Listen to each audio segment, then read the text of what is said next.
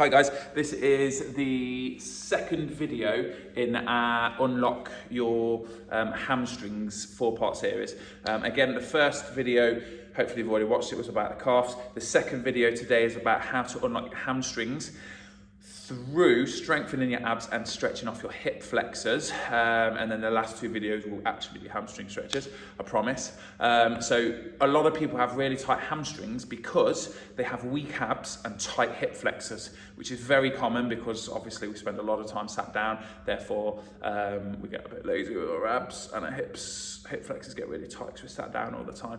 Okay, so what happens then is you can quite often, I get it a lot, not because of being sat down, but because I'm naturally like that. My bum sticks out a little bit too much. I've got a lordotic back, a bit of a pelvic tilt.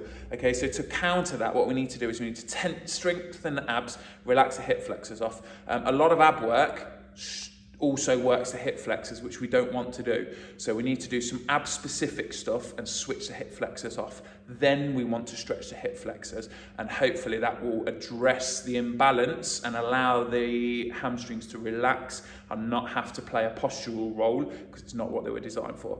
Okay, I'll stop waffling, I promise now. So Liv is going to come in and get us into sit-up position. I'm going to show you how to make sit-ups work your abs and not so much your hip flexors. So if you go the other way around for me, Livy, and let me move you guys here. So Livy's going to lie down and do a sit-up. So do a couple of sit-ups. So when she's doing this, what you'll find is she's working her hip flexors. Anyone who does lots of sit-ups knows your hip flexors end up hurting. Or if you start doing leg raise variations, again, your hip flexors hurt. Now, what you do to switch your hip flexors off a little bit more, it's a bit of an awkward one. You don't need a partner. I'm just doing it on video because it makes it easier for you to see. You can get a band, strap it around something and pop your feet in the band, or you could just get a weight and pop your legs over a weight, whatever. But what you need to do is you need to pull with your heels, and what that'll do is tense your hamstrings a little bit and help your hip flexor to relax off.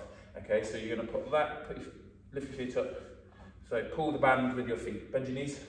So yes, the sit-up position is normal. So come this way, sit-up position is normal. Now, that's it, lie down. So I just want you to keep the tension in this band a little bit, but not too much. Okay, and now do a sit-up without doing that. So I want you to sit there with that slight pull on. Keep doing a couple more. So what this does is it switches the hip flexors off, and she's having to use her actual abs, which is why she finds it so hard, because momentum's harder to use and it switches your hip flexor off. So if when you do your sit-ups, you use your hip flexor more than you use your abs, this is the result, and you need to do this to help address that imbalance. And guess who else has really tight hamstrings? Livy. So that's the first one. Again, you just add it into your normal ab work routine. Do your sit-ups like that instead. Maybe do 3 sets of whatever your max is, 3 sets of 10, 3 sets of 20. And I'm going to show you one with the rings if you happen to have any. You can also use like boxes, anything like that really. It doesn't have to be anything fancy. Do you like our Iron Man in the background there? We've got Iron Man, Spider-Man, and you can't see him over there, but we've got Thor as well. The next one, gymnast abs. Let's hope I'm still on camera when I do it this way. So, balance, you don't need these, it makes it harder. You can just use kind of a box, something like that. Dangle, and what we're going to do is I'm going to aim to bring my tummy and my hips up, like that, without using my arms so much. And I'm trying not to lift my legs forwards, I'm just letting them dangle. Like that. So what that's doing, again, my hip flexors are turned off, and drawing myself up has to be done through my abs, not through anything else, basically. So forcing my abs to do the work. So we're switching the hip flexors off and working our abs the way they should be worked. And that hopefully, again, will address that. The second thing we need to do is ease our hip flexors off. You might find as you work, strengthen your abs, your hip flexors will relax anyway. Same as your hamstrings, but if they need a little bit of extra help, you can do the blaster variations that we've done in the Unlock Your Hip series. If you can't be bothered to go and have a look at that one, basically spend 3 to 5 minutes in the following stretch. Livy will show you. Kneel down, face that way.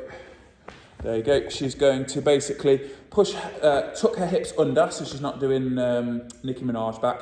She's going to tuck her hips under, tense her abs, then push her hips forwards into the stretch, and she'll feel that on the inside of the back leg, inside the hip of the back leg, if that makes sense. And then if she wants to make it a bit further, just take that heel a bit further forward at the front. That'll do you about there.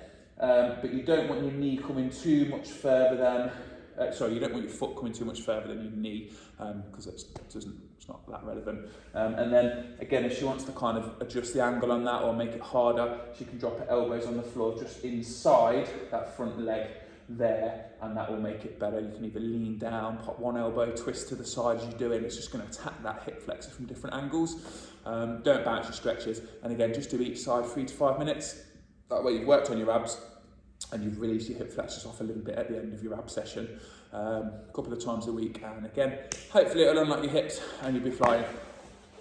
Not your hips, sorry, your hamstrings.